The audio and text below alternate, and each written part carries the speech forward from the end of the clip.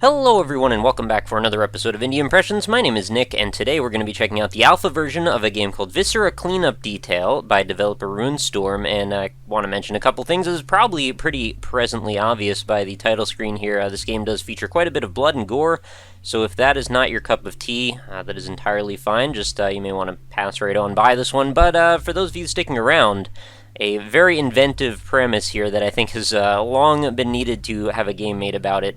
The concept here is that we are the dude that comes in after the Space Marine intergalactic battle in the generic sci-fi environment where all of the blood and gore is left behind, and we're the janitor that gets to clean it up. So it's going to be a lot of mopping, it's going to be a lot of picking up bullet casings and bits of flesh. It's sort of like that part in Pulp Fiction when the wolf gets involved. Anyway, let's take a look at the options menu real quickly here. So it's got a resolution, gamma, master, sound, and strangely enough, it seems to know my name. I didn't actually put that in there, it just showed up there. I have to wonder if maybe it's a UDK thing. Maybe I registered my name somewhere else because I did not type it in. It freaked me out a little bit. Anyway, let's start up the work. Alright, name RockLeeSmile, age 42. That's the oldest I've been so far in all of my sound checks. Occupation, hygiene technician, and my briefing. The company feels that the recent events and purge of the station must not reflect badly on its reputation. It is required that each and every corner of the facility be cleaned by Friday. No delays. Your conduct in this matter will reflect on your record and decide your continued employment. We expect each and every employee to conduct themselves in a manner befitting the company's honor. So here we go. We've got fully physics-enabled mop tassels here, as it seems, with a little bit of a wacky, inflatable, floating, flailing arm tube. Anyway, so what do we do? Well, let's take a look around. We've got generic sci-fi-ish facility, check. Definitely looks like an Unreal Engine world. These textures actually look pretty familiar to me. Maybe? I don't know, apologies if they're not default textures, but I feel like I've dealt with stuff similar to this. And we've got quite a bit of blood and gore that tells quite a story as we look around. We've got splatters on the walls and the floor. This clearly was an impact that then was dragged or smashed into this wall. We've got all sorts of speckles here and patterns just about every direction. And our job as the janitor, as you've probably already figured out here, is to get rid of all of this stuff. And this facility is quite large. We've got footprints in the blood, more shell casings. You could almost go back and see in your mind's eye what the battle may have looked like. And I think that actually would be a really, really cool way to start this game. It's actually, there's a Greenlight campaign for it, and if they do want to go forward with a more serious endeavor here, I think it would be really cool to see the fight taking place. Or maybe the fight could, like, take place as a recap, as you've cleaned stuff up. Like, once you've finished it off, you see all the stuff happen in real time-ish, well, you know, like a flashback style form, and then everything just gets cleared. I don't know. I'm just imagining stuff. Anyway, let's clean up some blood here and see how it goes. So just splash. We got a main and a sub-attack here, an alt-attack, where we can, I don't even know if this counts as an attack, but we can use our right-click to bash stuff. I'm not sure how necessary that is, but our mop gets totally soaked, and we can actually, I think we can reapply blood. Yeah, once it gets bloody enough, it'll just start leaving blood on surfaces until it goes underneath that capacity. Oh, the blood can actually feed into itself there. So what we need to do in this case is we've got these little washing stations all around, and, wow, I totally missed that one. So you actually want to make sure we do less blood leaving than we do blood cleaning up, and things should even out by the end. So, you know, process is going to be a long one. As you can see, like I said, the facility is quite large. And there are also some bits of tissue and flesh scattered about that we'll need to address too, as well as these shell casings and such, which I'm not sure if there's a designated spot to put the shell casings, but there is a spot to put some of these limbs and parts that we find along the way. All sorts of nasty stuff here. What is this even? Some sort of a tendon or a bit of small intestine. Oh man, and if you're not accurate with your placement of it, it actually will leave more blood splatters on things, so you gotta be pretty careful. Yeah, well, this is gonna keep getting messed up a lot. I'm not sure if later on, like if this fills up or something, maybe there's another place you can go. I don't know, I haven't really walked around. What even is that I just picked up? Looks sort of like a weird clam or like an ear bit. And I can, I believe, grab all the objects. Yeah, everything is physics enabled here. I can grab and roll stuff around. There are dynamic lighting effects. It's so silly that like the amount of technology that's going into this premise. I find it quite funny. It reminds me a bit of Surgery Simulator 2013 in the sort of comic approach to something that, by all accounts, really is a pretty serious thing. But when it's presented in this format, obviously, it's kind of hard to take it seriously. I mean, you would imagine if the worlds that existed in these video games... What is that, a chunk of skull? Is this Fallout 3? I didn't know we're modeling that now. If we were to imagine that these worlds that we live in these video games are a real place... I'll just pick up some shell casings, too. Then you might imagine that this sort of scenario would be something that is undergone on a very regular basis. There would be like an elite team of Space Marine janitor cleanup people that would follow around behind all of these cosmic events and do exactly this. I'm sort of wondering if we get enough shell casings in here with the organic matter, if the collision models and meshes are going to sort of break down. So you can see they seem to be sort of floating around in this bucket here. I can also just like kick the bucket around, which really a bad idea, honestly, because it's just going to, it's going to knock everything around. But you can use it to settle stuff, I guess.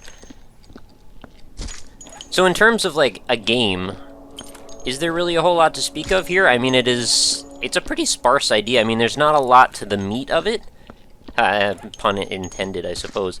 But at the same time, it's like it sort of seems like, okay, the joke is here, we get it, we're picking stuff up. But where do you take this to develop it into a more fully fleshed out... I can't stop, I'm so sorry. Fleshed out experience.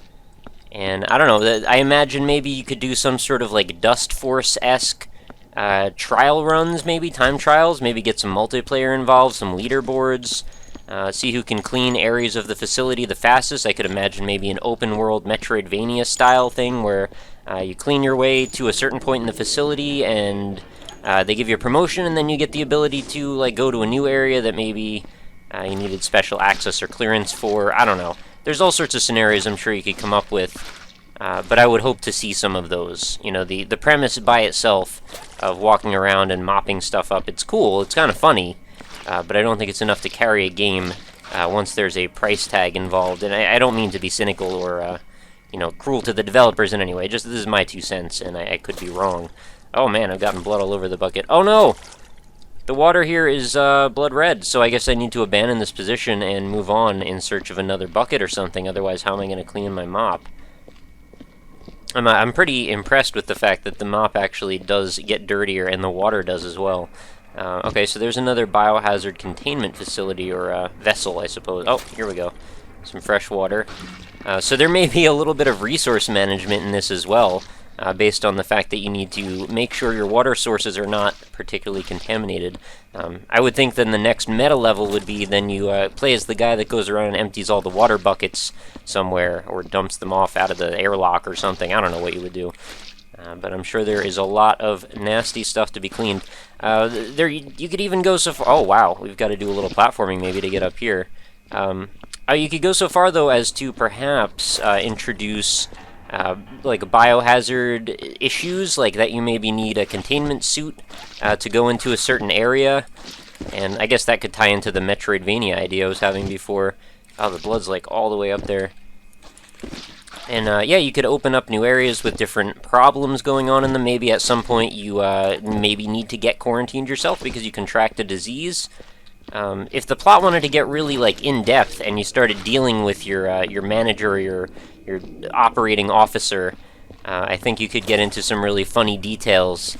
And I think that's where this game really would need to go if you wanted to turn this into a fully fledged experience. Make it funny as hell. You know, get every little bit of this infused with character. Make sure that the people and, you know, the places you go and the people you meet, rather, are all going to contribute to, you know, playing to the strengths of this idea. Are there really only 2 buckets of water? Is there... Oh, there must be more, though. Because I don't know how you could continue to go further. If there's not enough water, we're not going to be able to clean this facility, that's for sure. Oh, man, this place does seem... Wait, is it? Maybe it's not that big, actually. Oh man, I think I've walked through the whole thing already. Alright, well I was figuring this was going to become much more sprawling. But the details are all here. I think it makes sense. It's a good starting point. I mean, it is an early alpha. I can't really be upset with it or anything. I I guess I had sort of high hopes based on how silly the premise was. I would want it to see it turned into something very legitimate. And I would love to see like the platforming sequences you could do in first person to clean up all these, you know, blood spats on the walls and stuff, or like find an errant shell casing stuffed up in a corner. You know, there could be little secret details that make you super good at your job. I'm sure achievements would be welcomed here. You know, if you catch that one shell casing wedged back behind here, then, you know, it's deserving of praise. And maybe that could be how you get your promotions. You look for shell casings behind things, or you look for little bits of flesh and tissue, teeth and skull and bones and hair, all kinds of things like that. And if you find enough of them, you get promoted. If you get promoted, you get access to new areas because you get a quarantine suit or a bodysuit of some sort. Maybe you get a new machine that can help aid you in picking up things more quickly. I would love like a shop vac or something maybe to pick up these shotgun shells more quickly. Maybe some sort of futuristic device. I don't know. I see a lot of promise here in this idea. So please don't get me wrong. Any criticisms are not overtly negative. So yeah, I guess we've seen pretty much everything there is to see in this alpha. Unless... Oh geez, what just happened there? There's fire hidden behind there. I guess there was a chunk of flesh behind that vent. I don't know why. Can I use the incinerator to... Oh, wait a minute. Is there like a... There's not like another level to this, is there? Like if I open this, maybe I can dump the... No, doesn't seem that way anyway. I'm getting too far ahead of myself. Anyway, so yeah, Viscera cleanup detail, pretty interesting idea. I like to take these silly premises and look at them in a pretty serious way, and I always find that it ends up being a lot of fun. And, you know, get the multiplayer in. That's going to be a great time. If you could see people all actively cleaning up sections of this facility at the same time, I think that would be a great thing.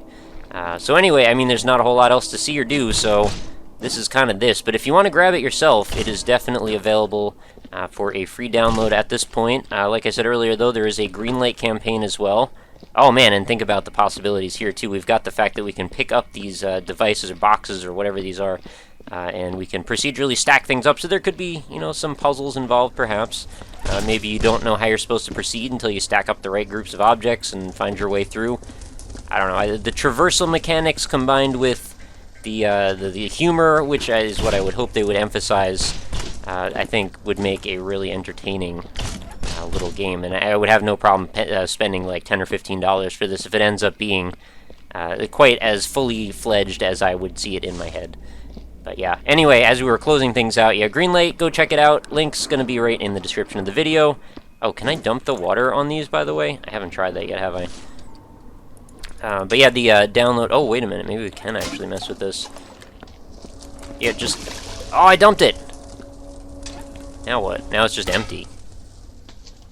Well, that's depressing.